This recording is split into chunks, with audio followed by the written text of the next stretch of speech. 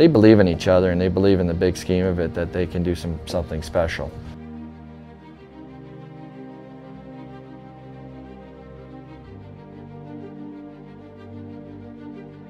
We got to win, win, win. That's what it's all about here. That's what we signed up to do.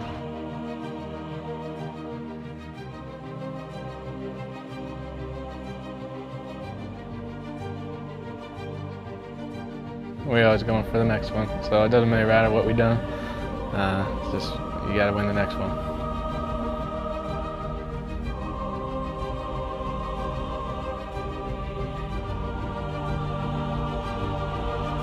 The most important win, I'll let you know at the end of the season we win the MAC championship.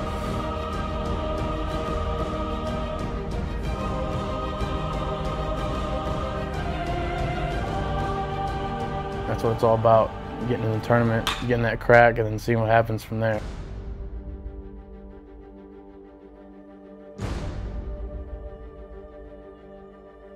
Winning the MAC championship, MAC tournament, that's all it comes down to.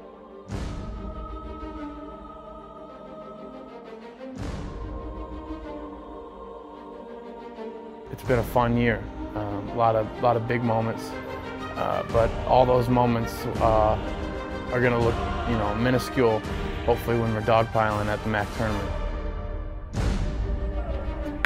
On episode 3 of Ball State Baseball Believe 2016, follow along as we head into the heart of the conference season. Learn how to throw out base runners with catcher Jarrett Rhineflesh, take a look at junior center fielder Matt Eppers' road to Ball State, and watch as one Cardinal gets on one knee. Ball State Baseball Believe starts now.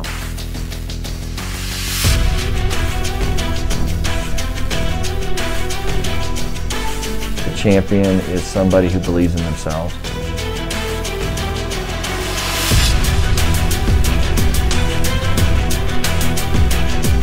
The champion is somebody who puts in the time.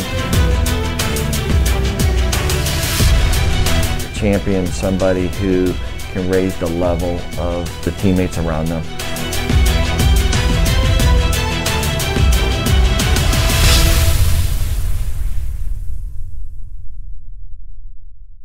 We went on the road to take on 2 in-state Big Ten foes during midweek action. We didn't play our best and fell short in both contests.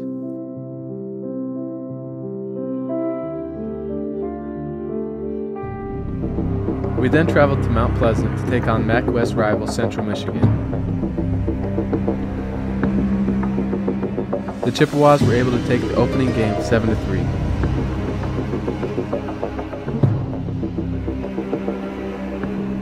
We battled hard on Saturday. It was a close game, but we were able to get the timely hit to come out with a victory, 10-7.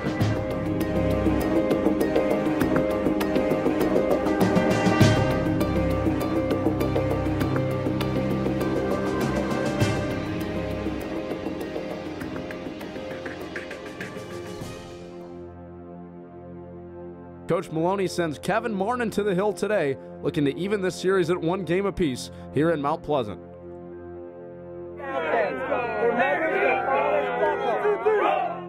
The pitch to Stayton. Ground ball right side, base hit. Bites us in easily to score. Rounding third and heading home is Cole. He sprints in without a throw. Maloney hot-footing it for third. Robinson, the right fielder, comes up throwing, and he airmails it into the third base dugout as Maloney walks home.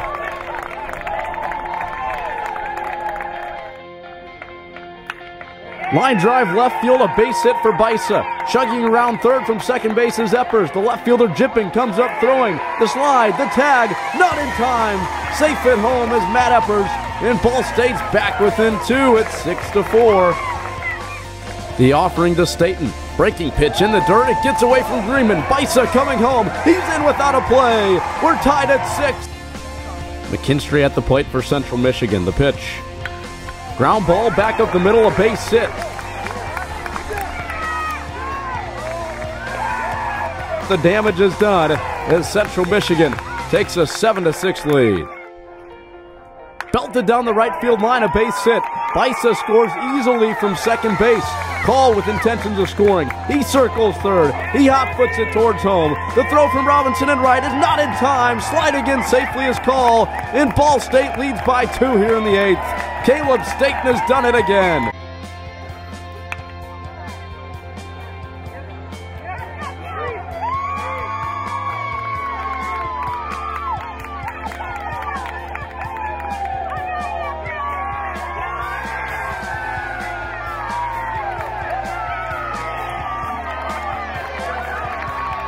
Ball State evens the series at 1 game apiece after a 10-7 victory over Central Michigan.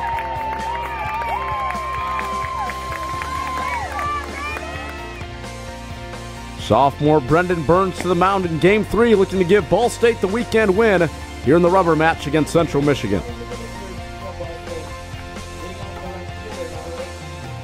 Call squares the bunt, gets it down, third base side. Leatherman, the pitcher, fields, spins and fires to first, and it's not in time.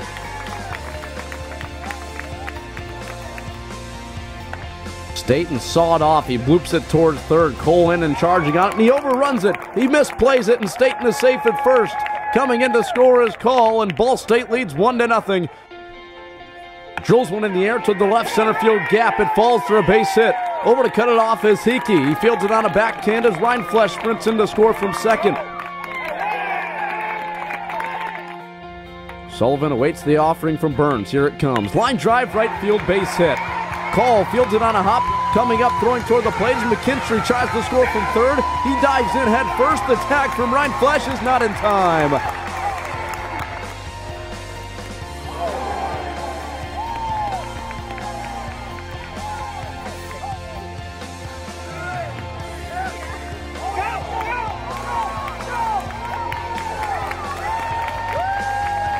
The go-ahead run 90 feet away. The pitch to Stayton, lifted in the air to left. Drifting out toward the left center field gap is Jipping. He makes the catch. Tagging from third is Call. He sprints toward home, and the throw is not in time. Ball State retakes the lead at 3-2.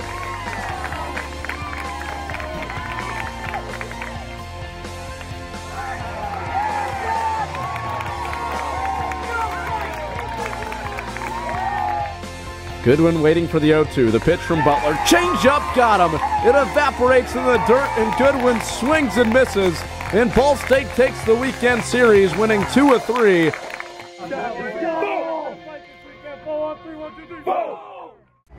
In the last inning of the Sunday game with Central Michigan, catcher Jarrett Rhineflesh threw out a runner to seal the victory. He has been a force behind the plate for us all year. He takes us behind the scenes to show us the technique of throwing people out. Hey, I'm Jarrett Rhineflesh, junior catcher here for your Ball State Cardinals. I'm going to talk to you a little bit about how to throw somebody out at second.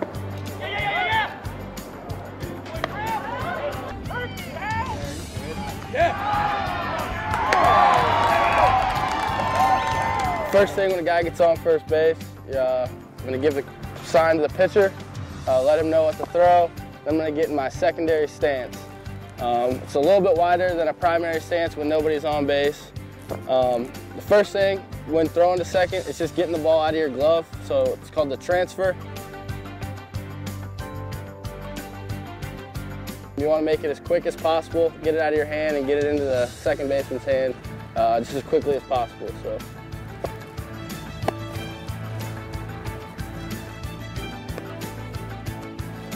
The second part to that is while you're in the middle of your transfer, you're going to work on your footwork. The key to this, for me, is just your quick first step.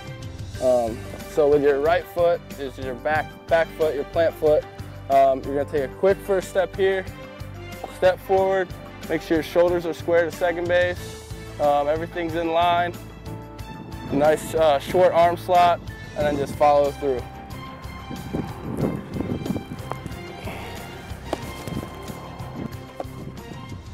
And that's how you throw somebody out at second. We welcome Bowling Green to our beautiful ballpark for our weekend series. We fell in the opener of the series 5-1. The Saturday game was a big game for us because we celebrated the ribbon cutting for our brand new complex. The sun was shining and the atmosphere was fantastic. After being tied at 1 for most of the game, junior Alex Call hit a 2-run home run in the 7th inning to help us take a 3-1 victory. In the final game of the series, we were down 8-0 going into the 5th inning. We started chipping away to make it a game. We fell short at the end by 1 run to lose the heartbreaker 8-7.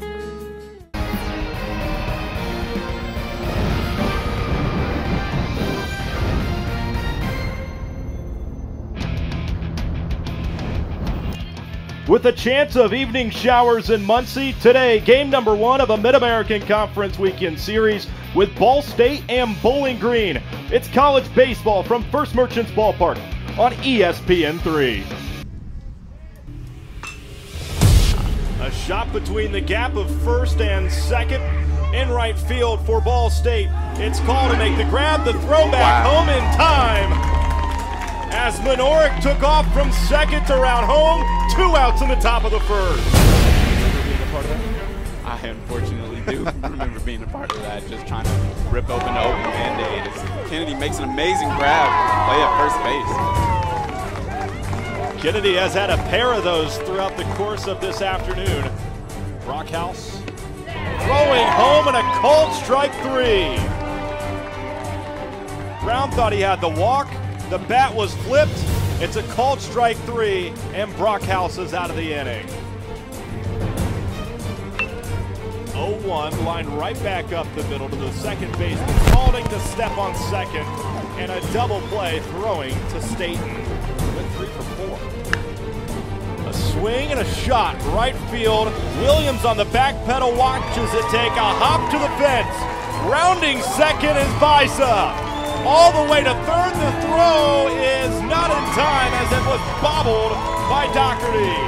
A sliding triple for Baisa, the redshirt freshman. Was able to see that. Maybe he even sensed it. Eppers into center field, off of a bounce, coming home to score for Ball State is Rindflesh. Evening the game at 1 run apiece. When are you going to take your shot? Next ball lifts this one deep into left field. On the back pedal is the left fielder, and it's over. Smith stares at his glove as a 2-run shot by Call.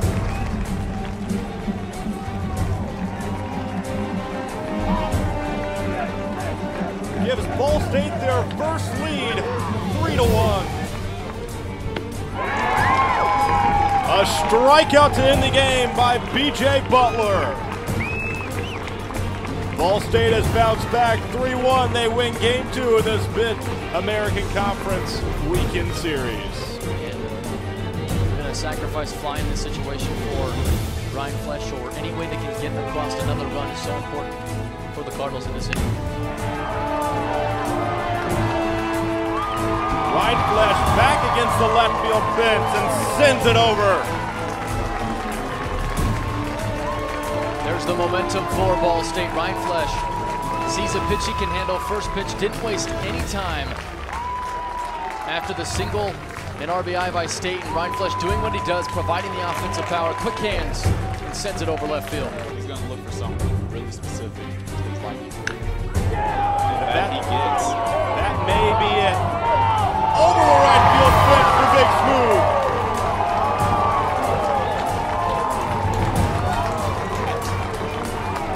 Almost the entire Ball State dugout excited.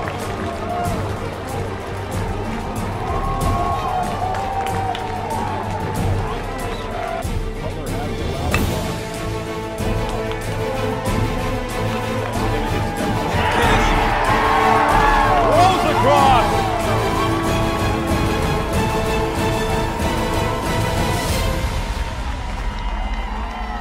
And maybe one of the best plays we've seen this weekend. Junior center fielder Matt Eppers has been a big contributor for our team this season. However, his path to Ball State wasn't always the smoothest. I think the thing that motivates me most is just really kind of my family and the people who supported me. One of the things that I'm most proud of is just being an Eppers and having the last name. All my brothers did a great job of kind of taking our family name and making it one that I think people respect.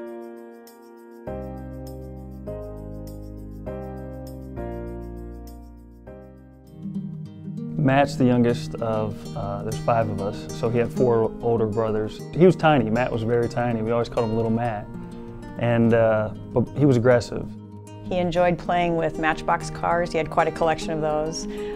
So anywhere we went, he would always have a couple of his Matchbox cars, and he could just entertain himself, plus watch his brothers. I grew up in a very athletic family. All my brothers played sports, so for me it was, just natural to get into sports, and some of my earliest memories are, either at my brother's games or kicking a soccer ball around or doing something like that.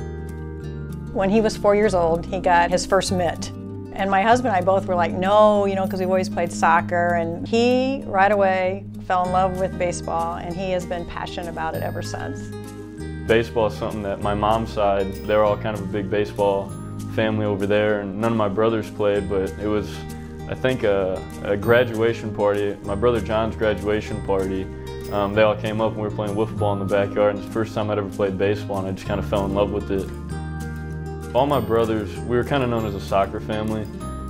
That was the big sport that we all played. It was a sport we traveled, and so for me, soccer was natural. Getting into that was probably the first sport I ever played. And so I played soccer growing up, travel soccer. I got into basketball, played travel basketball. I always kind of had an interest to kick, and the opportunity presented itself my sophomore year, so played football as well. Matt was pretty lucky, and I think because he was able to watch his brothers as they played sports, and all of them to a T. They were not the kind of kids that got angry, threw chairs, threw their helmets. Matt drew upon qualities from all of us, and the good qualities, and defined himself as the youngest brother, but with a combination of all of us. At the end of the day, you know, there's an argument amongst all of us brothers, who's the fastest, who's the strongest, who's the best athlete. And the truth of the matter is, Matt was always the best athlete.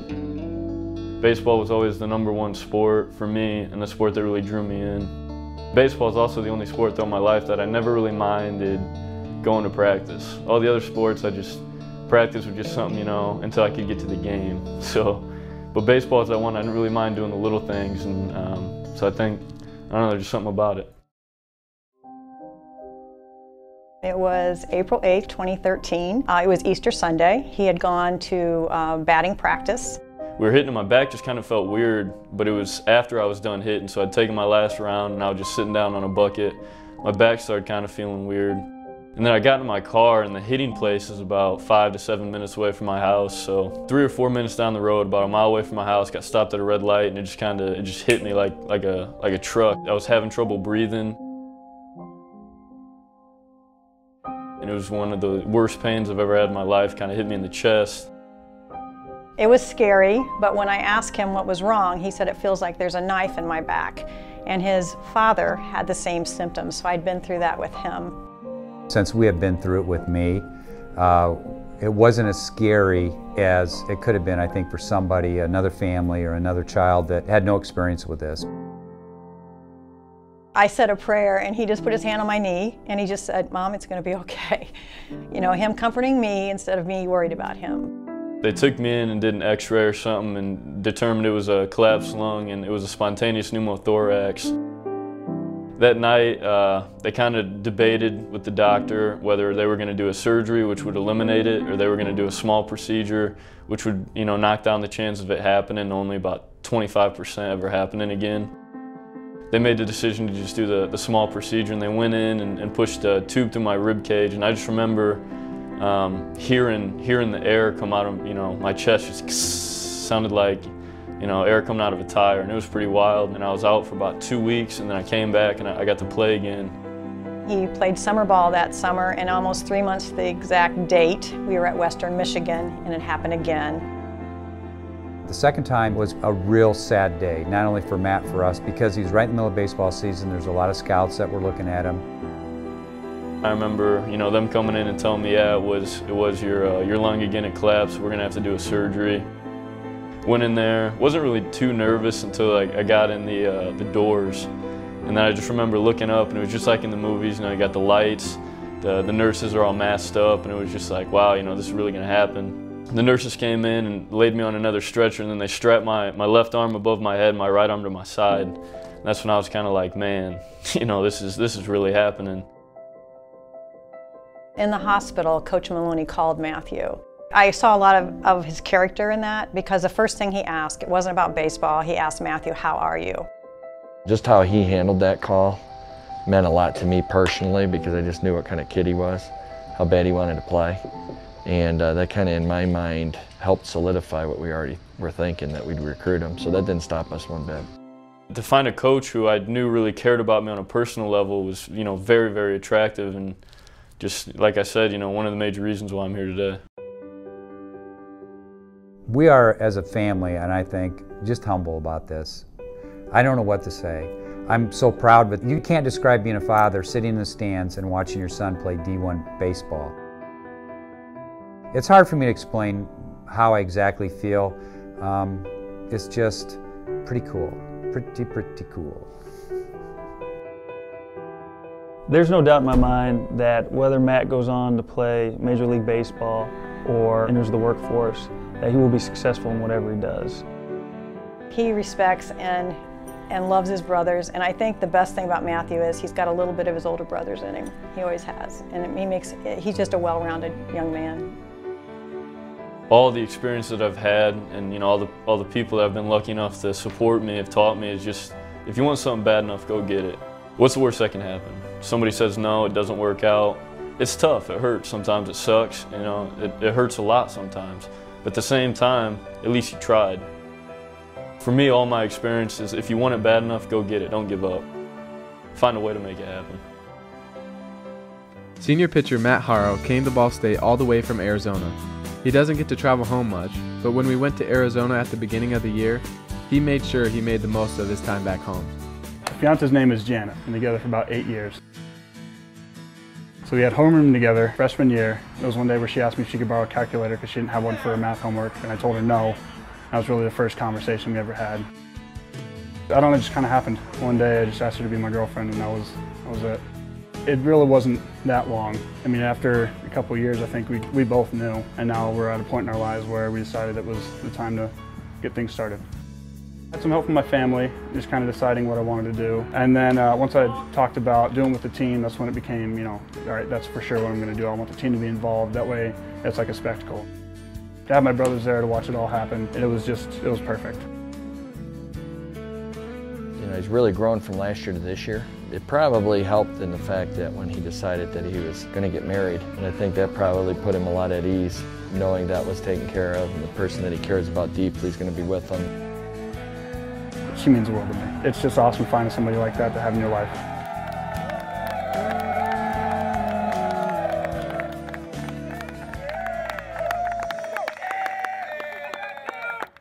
We had a lot of expectations coming into the season.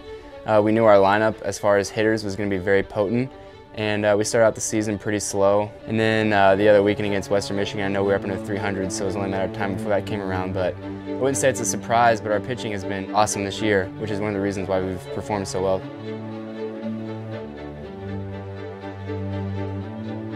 We look at our record right now and you look at our statistics. We're fielding at a high rate, we're hitting at a high rate, and we're pitching at a low rate, I guess it is. We're doing all three facets of the game extremely well.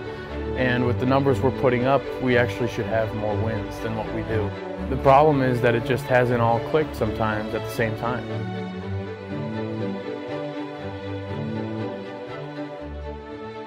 I say we have a lot more faith in each other as a team. We're really one unit now. Last year we hit a road bump. A couple people were questioning their role in the team, and now I feel like everybody knows exactly who they are and exactly what they have to do to have this team win as many games as we can.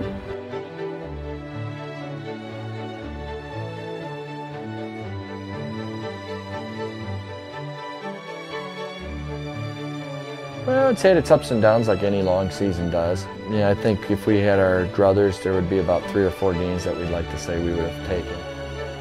There were some games on the schedule that really we should have been able to put in the win box, and we hadn't been able to do that. On the flip side of it is, every time these guys have been resilient and been able to bounce back, and that's a true sign of their character and their competitive fire. Consistency is probably the thing we've done a lot better. We'd have games where we played really well, and then this next game we just wouldn't do very well. So this year I feel like we've done a lot better just being consistent. Playing the same, no matter what the weather is, no matter who we're playing against, we're playing the same. No matter what, we're just going to keep grinding, keep playing. If we're down, the game's not over until that last out. We're going to keep playing, we're going to pick each other up, it doesn't matter. We might get on each other sometimes, but it's just because we expect so much out of each other.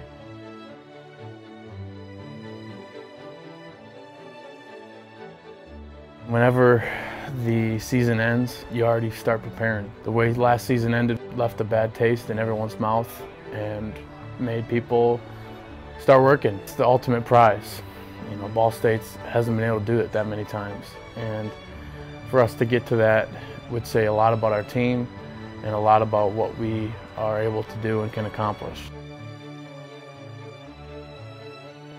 For the rest of the season, I'm really looking forward us to finish the MAC season strong. We've got, I think, 3 or 4 more series left. I'd like us to win, obviously, every one of those series, so we go into the MAC tournament hot and we get a high seed and we carry it on in and we win the MAC championship.